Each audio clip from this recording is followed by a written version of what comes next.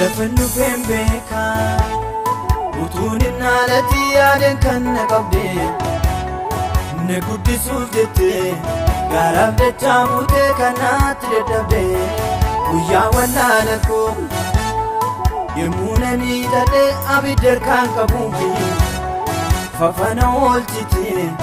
sabe karatte nama kolfato nama gaagote alatti arfani netti baaste karam guddise ko yesus jedhesi jajada kanaaf gale kana hallelujah lafannu fembeka utunin nalati yaden kan naqabde ne guddisuuf jette garaf dachamute kanatti dadhabde guyyaa wallaalako yemunani tade abidder kan qabufi fafana olchite sabe karatte nama kolfato nama gaagote alatti arfani netti baaste karam guddise ko yesus jedhesi jajada kanaaf gale kana hallelujah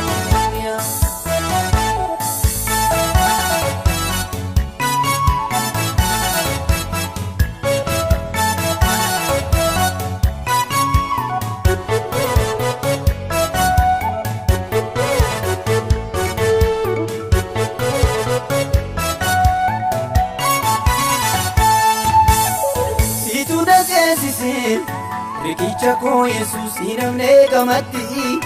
iga kena bitte amantena latu tasuma urmatti ani zitimbaru keni harkana ma bode saboicha argadu sonabes goli kena waya isatnaf koricha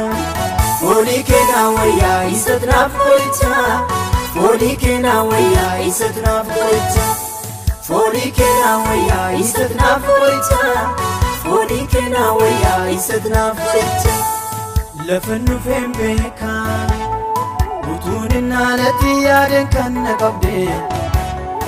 ne guddisuuf jette garaf dachamute kanatti dadhabde guyyaa wallaalako yemunani tade abidder kan qabufi fafana olchite sabe karatte nama kolfato nama gaagote alatti arfani netti baaste karam guddise ko yesus jedhesi jajada kanaaf gale kana hallelujah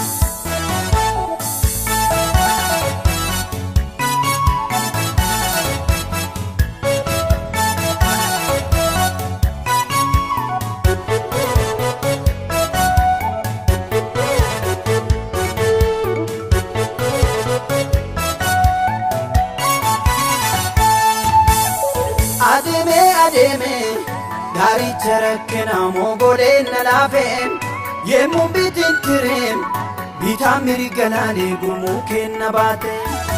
atis natin isem nagote sierge kununsa gutina uturite yadin arkistene fide asidon fina arkistene fide asidon fina arkistene fide asidon fina Arkistene fide asidon fina Arkistene fide asidon fina Lafannu fembeka utunin nalati yaden kan naqabde ne guddisuuf jette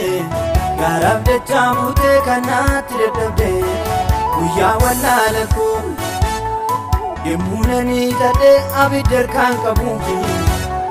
fafana olchite sabe karatte nama kolfato nama gaagote alatti arfani netti baaste karam guddise ko yesus jedhesi jajada kanaaf gale kana hallelujah